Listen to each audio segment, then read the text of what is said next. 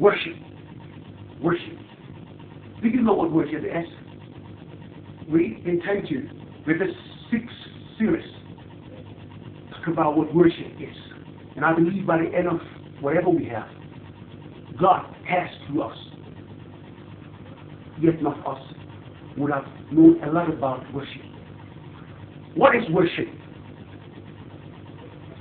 Worship at 1. Worship is your ability to know who God is and who you are in relation to whom God is. That is what worship is. A man called David knows a lot about worship. David, in the book of 1 Chronicles 29:10-13, worshiped God.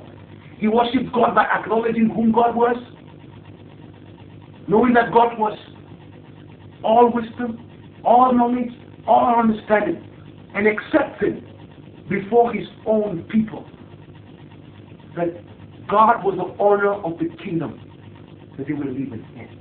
How many leaders today can say that? More often than not, a lot of us just think that we are everything in our own various countries. We're not worshippers of God. When we get ourselves behaving like that and talking like that or acting in a way that suggests that seems to be what we're saying in our hearts. Worship is truly acknowledging who God is and who we are in respect to that.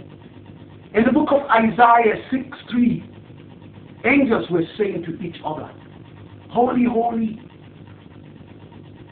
is God, our Lord, the King of the army of Israel.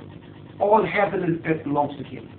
We have to acknowledge that God is holy, all heaven belongs to him. That is worship. God himself says, he says in Isaiah 66:1-2, "Heaven and earth, heaven is my throne and earth is my footstool. You build me a temple. With my hands I have